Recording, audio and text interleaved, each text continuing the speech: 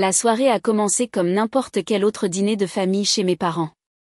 Ma sœur, Amandine, dominait la conversation tandis que mon père hochait la tête en signe d'approbation et que ma mère remplissait les verres de vin. Moi, Julien Dubois, j'étais assis tranquillement, comme d'habitude, picorant le pot-au-feu trop cuit de ma mère.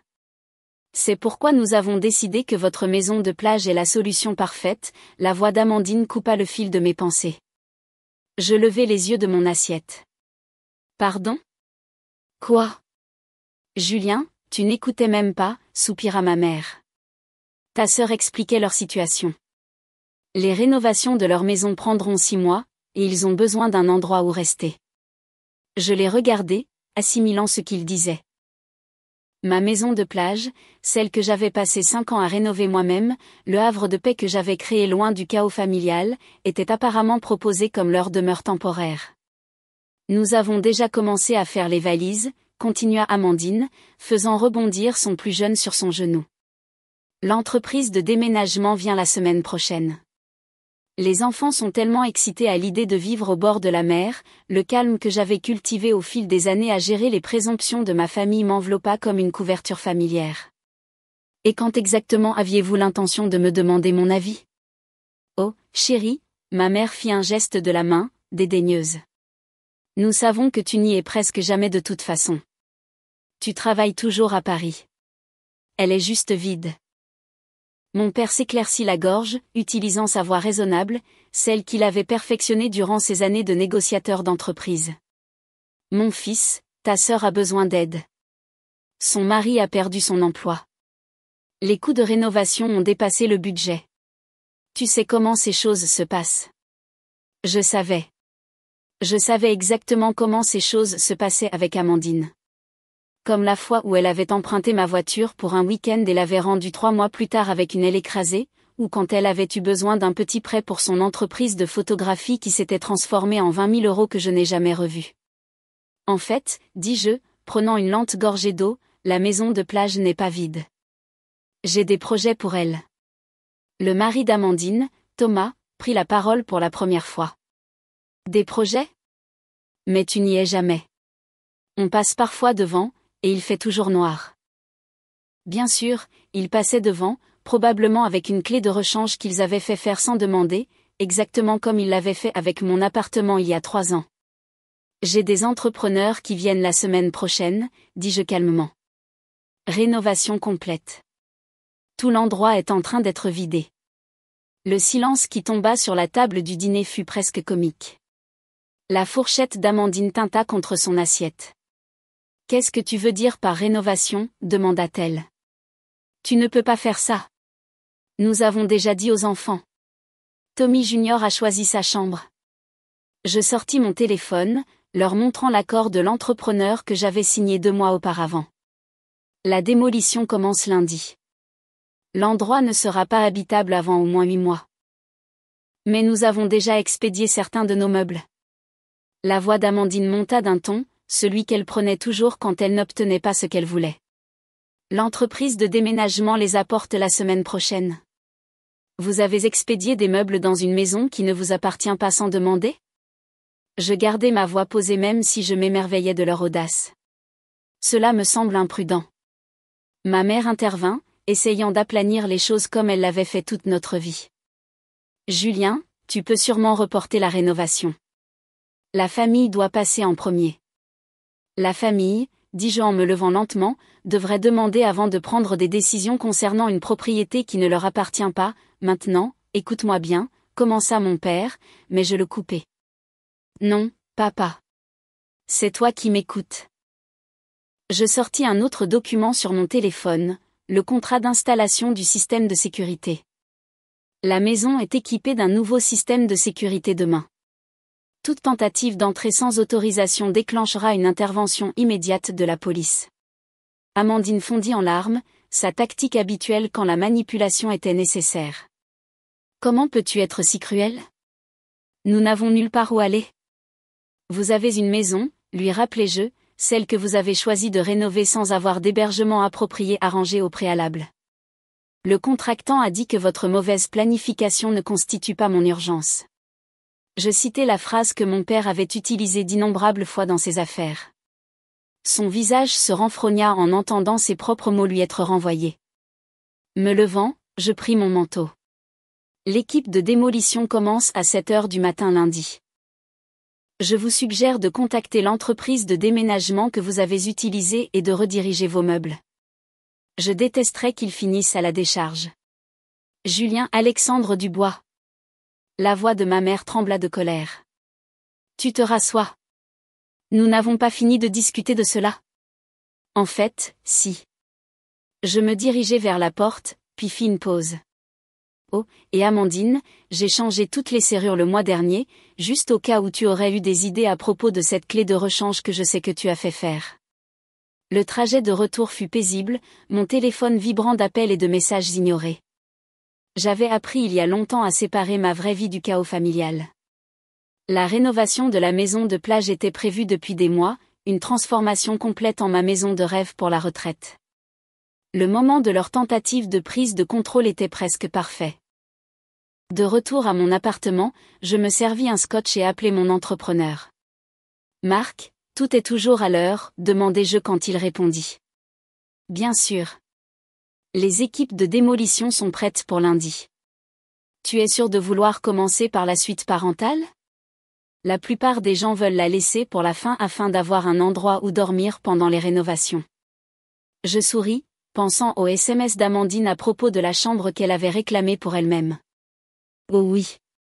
Commencez par celle-là. En fait, envoyez-moi des vidéos de la démolition. J'adorerais voir les progrès. Le lendemain matin, je me rendis de bonne heure à la maison de plage. L'entreprise de sécurité était déjà là, installant des caméras et des capteurs. Je parcourus les pièces une dernière fois, me souvenant comment j'y avais passé des week-ends à la réparer, à en faire mon sanctuaire privé. Mon téléphone vibra. Un message de Thomas. Sois raisonnable. On peut trouver une solution. Les enfants pleurent. Je l'ignorais, tout comme j'avais ignoré les 40 autres messages des membres de ma famille. Amandine avait apparemment été occupée au téléphone à se faire passer pour une victime auprès de quiconque voulait l'écouter.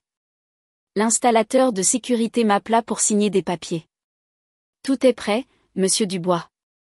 Les systèmes sont actifs. Toute entrée non autorisée déclenchera une alerte immédiate à la fois pour vous et pour les forces de l'ordre local. Parfait. Je lui remis le paiement final et le flux en direct des caméras sur votre téléphone. Les détecteurs de mouvement vous alerteront de toute activité sur la propriété. Je passai le reste de la matinée à prendre des photos de chaque pièce. Une documentation à des fins d'assurance, me dis-je, même si c'était vraiment pour préserver le souvenir de mon havre de paix avant sa transformation. Vers midi, une voiture s'engagea dans l'allée. Amandine et Thomas avec leurs 3 enfants à l'arrière. Je les observai via le flux de sécurité alors qu'ils s'approchaient de la porte d'entrée. Amandine essaya sa clé d'abord, celle qui ne fonctionnait plus, puis commença à frapper à la porte. « Julien, on sait que tu es là. Arrête d'être puéril. » J'attendis qu'ils atteignent la porte arrière avant de déclencher l'annonce d'avertissement des systèmes de sécurité. « Vous êtes en infraction sur une propriété privée. » La police a été avertie. La vitesse à laquelle ils coururent vers leur voiture était presque comique. Alors qu'ils sortaient de l'allée en trombe, mon téléphone s'alluma avec un appel de mon père. « Qu'est-ce que tu fabriques, bon sang ?» demanda-t-il quand je répondis. « Faire appeler la police pour ta propre sœur ? Le système de sécurité a fait exactement ce pourquoi il est conçu. Protéger ma propriété contre toute entrée non autorisée. C'est ridicule. Tu punis ta sœur pour un simple malentendu. Un malentendu ? Je gardai ma voix calme. Elle a expédié des meubles chez moi sans demander, a prévu d'emménager sans permission, puis a essayé d'entrer sur la propriété après avoir été explicitement dit de ne pas le faire. Ce n'est pas un malentendu, papa. C'est de l'appropriation. C'est ta sœur, et je suis ton fils. Mais ça n'a jamais beaucoup compté quand il s'agissait de protéger mes limites, n'est-ce pas ? Le silence à l'autre bout était éloquent. Finalement, il parla de nouveau, sa voix plus douce. Qu'est-ce que tu veux, Julien ? Je veux ce que j'ai toujours voulu, le respect de ma propriété et de mes décisions. La rénovation commence lundi. Tout meuble laissé ici sera jeté. Ce n'est pas une menace. C'est un fait. Après avoir raccroché, je parcourus la maison une dernière fois. Demain, je rencontrerai l'architecte d'intérieur pour finaliser les plans de sa transformation. Le paisible refuge de plage deviendrait quelque chose d'encore mieux, un symbole de ma fermeté. Mon téléphone vibra de nouveau. Un SMS de ma mère. S'il te plaît, reconsidère. Ta sœur n'a nulle part où aller. Je répondis, elle a exactement ce qu'elle a prévu pour moi, une maison en rénovation. Elle ne fait juste pas partie du processus. Éteignant mon téléphone, je m'assis sur la terrasse arrière, regardant les vagues. Parfois, le plus difficile quand on réussit n'est pas de construire quelque chose de valable. C'est de le protéger des gens qui se sentent en droit de vous le prendre. Lundi arriverait. La démolition commencerait et ma famille apprendrait enfin que certaines limites ne sont pas faites pour être franchies. Le premier bruit de démolition résonna dans la maison de plage exactement à 7 heures du matin le lundi.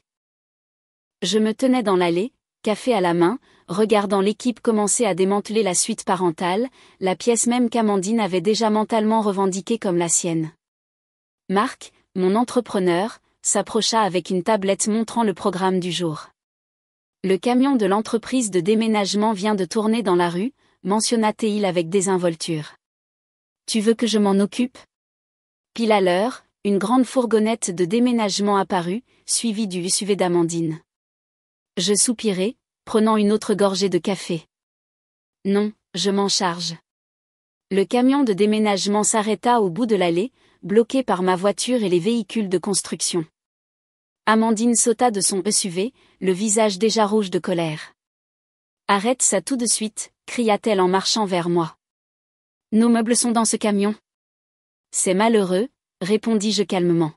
« Parce que, comme vous pouvez le voir, la maison est en construction. Pas de place pour les meubles ici. » L'équipe de déménagement semblait incertaine, regardant la scène se dérouler. Thomas resta dans le SUV avec les enfants, évitant le conflit comme d'habitude. « Tu es impossible. » La voix d'Amandine se brisa. « Où sommes-nous censés mettre tout ça ? » Au même endroit que vous auriez dû prévoir avant de les expédier, un entrepôt. Je lui tendis une carte de visite. Il y a un centre de stockage à 10 minutes d'ici. J'ai pris la liberté de réserver une unité à votre nom. Payé pour 6 mois. Elle fixa la carte, momentanément sans voix. Derrière nous, un autre fracas annonçait les progrès de l'équipe de démolition. Tu paies pour l'entreposage ? Considérez ça comme une leçon de planification. Je dis, l'unité est disponible maintenant. Je vous suggère de rediriger le camion de déménagement avant qu'il ne vous facture des frais d'attente. Le visage d'Amandine passa par une série d'émotions, colère, confusion, calcul. Finalement, elle sortit son téléphone et retourna donner de nouvelles instructions au camion de déménagement. Je me tournai pour rentrer quand elle m'appela. « Maman et papa vont te déshériter pour ça. » M'arrêtant, je me retournai vers elle. Ils l'ont déjà fait il y a 3 ans, quand je n'ai pas voulu investir dans le projet de crypto-monnaie de Thomas. Tu devrais vraiment mieux coordonner tes menaces. Le regard de choc sur son visage valait chaque centime de la location de l'unité de stockage. À l'intérieur, la démolition se déroulait exactement comme prévu. La suite parentale, avec sa décoration datée des années 90 qu'Amandine avait adoré conserver, était mise à nu. L'architecte d'intérieur, Sophie, marquait les murs qui seraient déplacés ou supprimés. Votre sœur semblait contrariée, nota Sophie en vérifiant ses plans. Elle s'en remettra. Elle s'en remet toujours. Je regardais les plans. Quand pouvons-nous commencer le nouvel aménagement ? Une fois la démolition terminée, nous prévoyons 2 semaines pour les changements structurels. Ce mur d'accent que vous vouliez dans la suite parentale ? Nous avons trouvé du bois de récupération d'un vieux bateau de pêche. Il sera parfait pour le thème côtier. Mon téléphone vibra. Une série de SMS de membres de la famille. Apparemment, Amandine avait été occupée sur les réseaux sociaux à se faire passer pour la victime de son frère sans cœur. Tante Patricia était particulièrement virulente. Ta pauvre sœur. Ces enfants attendaient tellement la plage. Comment oses-tu? Je mis les notifications en sourdine et me concentrai sur les plans de rénovation. Le nouveau design transformerait la maison d'un chalet de plage typique en un refuge côtier moderne. Chaque élément qu'Amandine avait essayé de revendiquer serait parti, remplacé par ma vision. Vers midi, mes parents arrivèrent. Je regardai sur le flux de sécurité leur voiture se garer dans l'allée, puis j'attendis la confrontation inévitable. Julien. La voix de ma mère portait par-dessus le bruit de la construction. Nous devons parler de ça. Je l'ai rencontré dehors, gardant une distance de sécurité de la zone de démolition. Il n'y a rien à discuter. La rénovation est en cours. Mon père regarda au-delà de moi le travail en cours, son visage se crispant. C'est de la pure méchanceté. Tu punis ta sœur parce que tu le peux. Non, le corrigeai-je. Je rénove ma propriété conformément aux plans établis il y a des mois. La mauvaise planification d'Amandine ne change pas mon emploi du temps. Nous t'avons mieux élevé que ça, dit ma mère, des larmes se formant. La famille aide la famille. C'est drôle comme ça ne s'applique que quand Amandine a besoin de quelque chose. Je sortis mon téléphone, leur montrant des photos. Vous vous souvenez quand j'ai eu besoin d'aide après l'ouragan il y a 2 ans, quand la maison a été inondée? Amandine était trop occupée avec son entreprise de photographie pour aider, et vous aviez tous les deux cette croisière que vous ne pouviez pas annuler. Ils eurent la grâce d'avoir l'air mal à l'aise à ce rappel. C'était différent, commença mon père. Oui, c'était parce que je n'ai pas exigé d'aide. Je n'ai pas essayé de prendre le contrôle de la propriété de quelqu'un d'autre. Je m'en suis occupé moi-même, comme je l'ai toujours fait. Un autre fracas de l'intérieur fit tressaillir ma mère. Au moins, laisse-les stocker leurs meubles ici, dans le garage. Le garage est en train d'être converti en salle de sport la semaine prochaine. Je regardai ma montre. Si vous avez fini d'essayer de gérer ma propriété, j'ai une réunion avec l'architecte. Alors qu'il partait, j'entendis ma mère au téléphone, vraisemblablement avec Amandine. Il ne bougera pas. Je ne sais pas ce qui lui a pris. Ce qui m'avait pris, c'était des années de limites accumulées qui étaient enfin appliquées. Chaque fracas de démolition était comme une thérapie, détruisant les vieux schémas d'attente familiale en même temps que la décoration datée. Ce soir-là, après le départ des équipes, je me promenais dans la maison partiellement démolie. La suite parentale était réduite à l'essentiel, exactement comme prévu. Le rêve d'Amandine d'y entrer et de la revendiquer était littéralement réduit en poussière. Mon téléphone s'alluma avec un appel de Thomas. Contre mon meilleur jugement, je répondis. Écoute, Julien, commença-t-il. Je sais que nous aurions dû demander d'abord. Mais nous pouvons sûrement trouver une solution. Les enfants sont dévastés. Les enfants, répondis-je, apprendront une leçon précieuse sur le respect de la propriété des autres. Quelque chose que leurs parents auraient déjà dû leur apprendre. C'est dur, mec. Nous sommes de la famille. La famille demande, Thomas.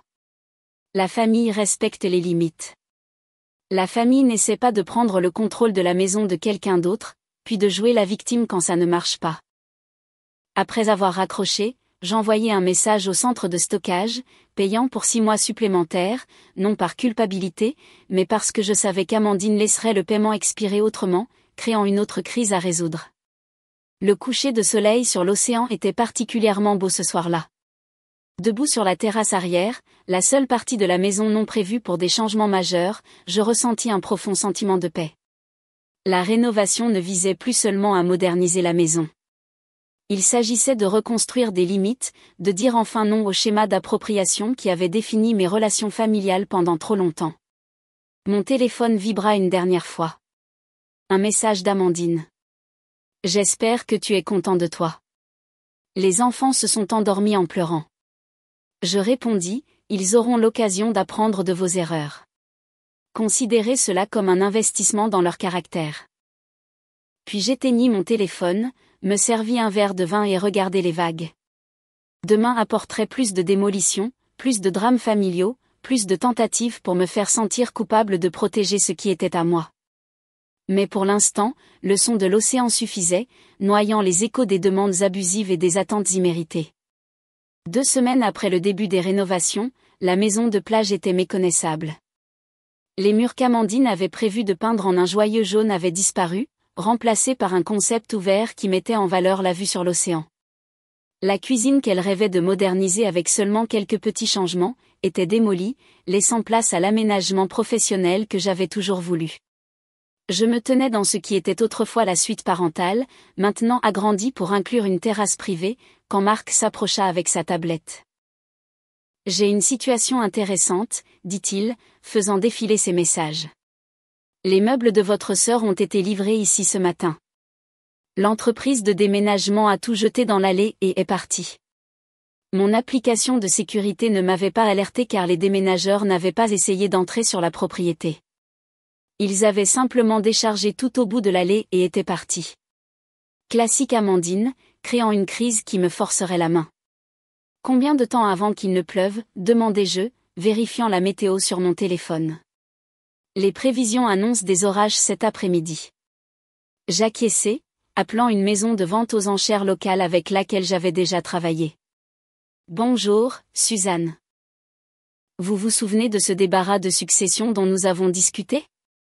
À quelle vitesse pouvez-vous envoyer un camion ? » En moins d'1 heure, l'équipe de la maison de vente aux enchères chargeait les meubles d'Amandine. Chaque pièce serait vendue. Les recettes seraient reversées à un refuge local pour jeunes, moins la commission de la maison de vente aux enchères. Bien sûr, je m'assurais de tout documenter avec des photos et des vidéos. Pile à l'heure, mon téléphone sonna. « Amandine. Qu'est-ce que tu fais avec nos meubles ? » demanda-t-elle. « L'entreprise de déménagement m'a envoyé des photos. »« Je résous un problème que tu as créé, » répondis-je calmement. « Tu ne peux pas laisser des meubles dans mon allée. » Nous n'avions pas le choix. L'unité de stockage était trop petite. Celle que j'ai payée ? L'unité standard de 10x20 qui contient facilement le contenu d'une maison de 3 chambres ? Cette unité de stockage ? Silence de sa part.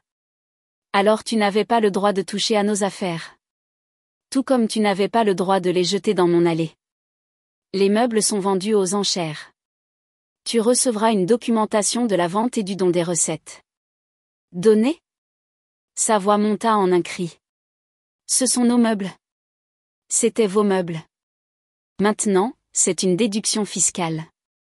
Considérez cela comme le coût d'apprendre les droits de propriété. Après avoir raccroché face à ces inévitables menaces, je me tournai vers Sophie, qui révisait les nouveaux plans de cuisine. « Votre famille est tenace », observa-t-elle, marquant des ajustements sur le plan. « Ils ont des années de pratique à obtenir ce qu'ils veulent », répondis-je. Mais moi aussi, en restant ferme. L'après-midi apporta l'orage prédit et une visite inattendue de mon père. Il se tenait dans ce qui était autrefois le salon familial, maintenant un espace squelettique, attendant sa transformation en une grande pièce moderne. « Cela a assez duré », déclara-t-il. « Votre mère ne peut pas dormir. » Les enfants d'Amandine n'arrêtent pas de demander pourquoi l'oncle Julien les déteste. Je continuais à examiner des échantillons de matériaux avec Sophie, sans lever les yeux.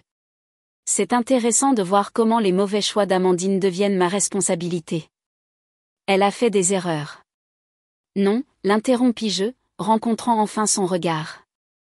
Une erreur, c'est casser accidentellement quelque chose. Une erreur, c'est oublier un rendez-vous. Expédier délibérément des meubles chez quelqu'un d'autre et essayer d'emménager sans permission. Ce n'est pas une erreur.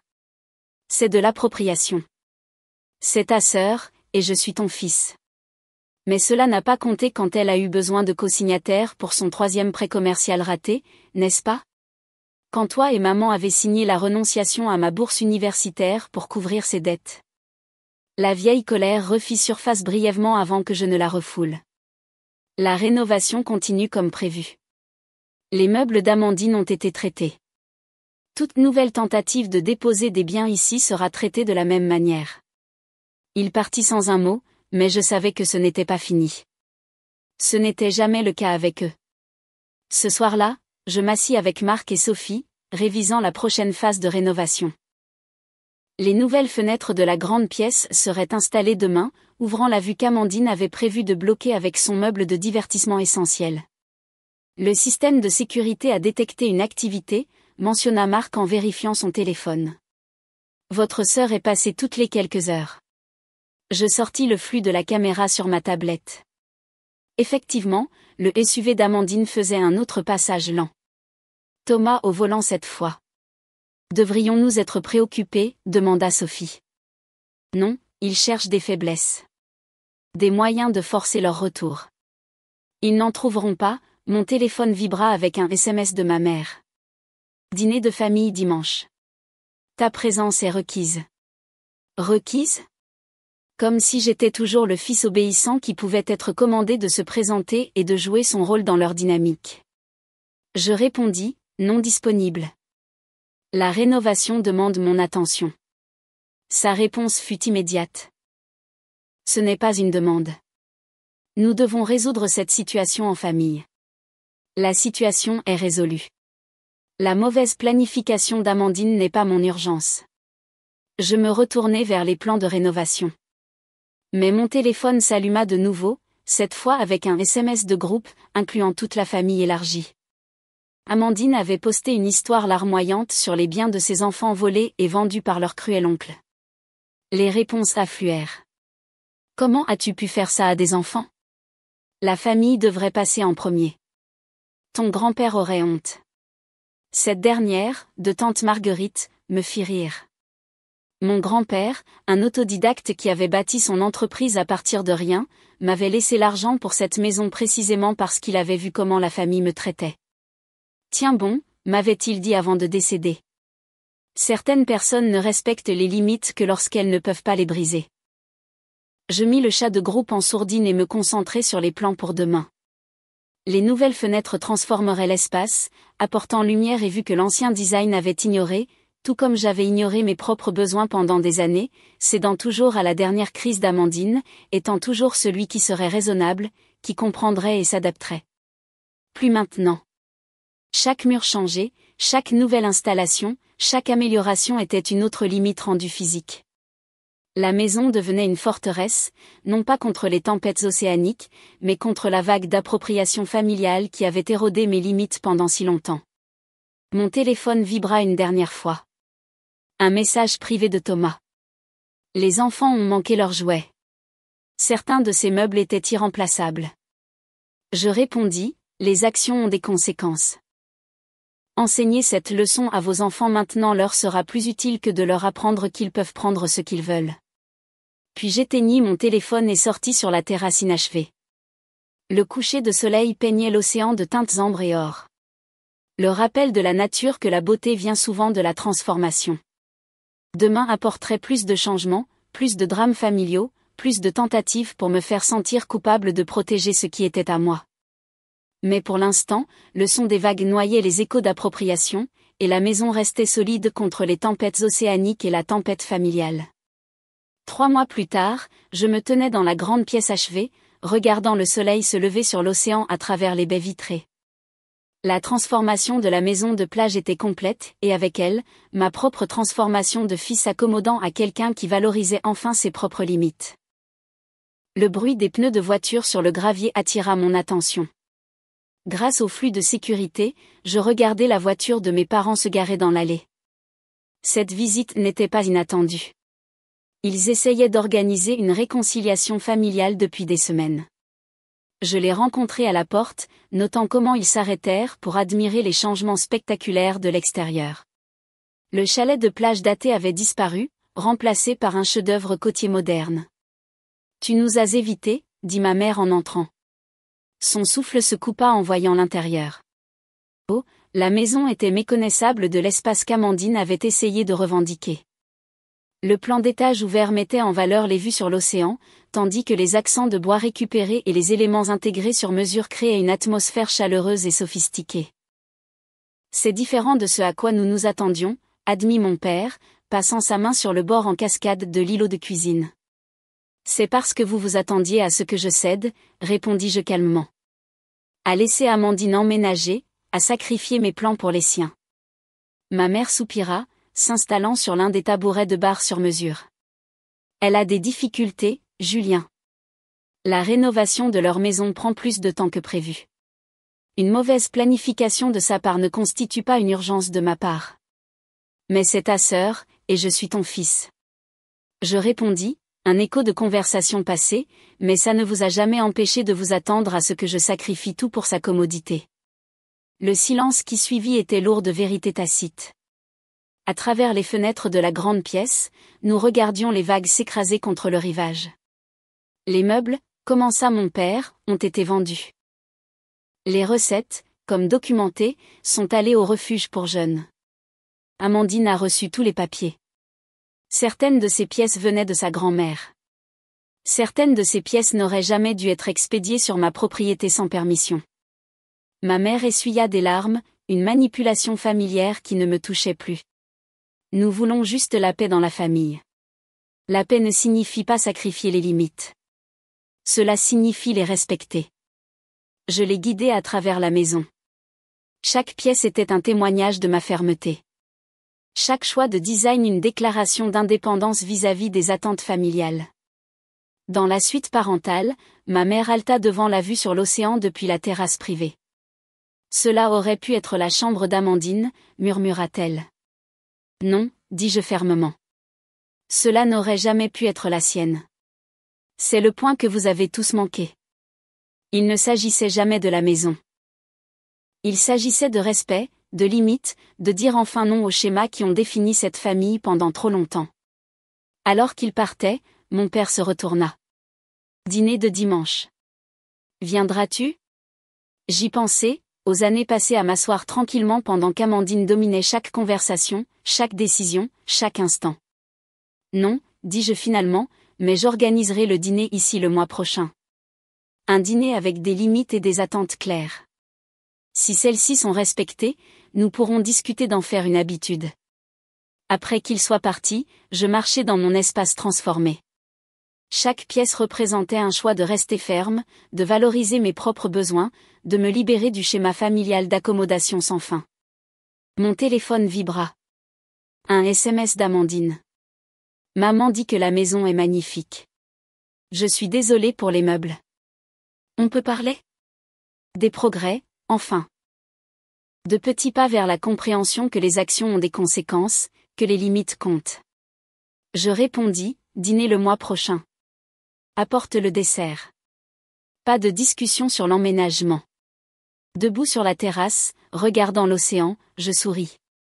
Parfois, les plus grandes transformations ne sont pas dans les espaces physiques que nous habitons, mais dans les limites que nous apprenons à défendre. La maison de plage se tenait fière contre le rivage, transformée à l'intérieur comme à l'extérieur, tout comme son propriétaire.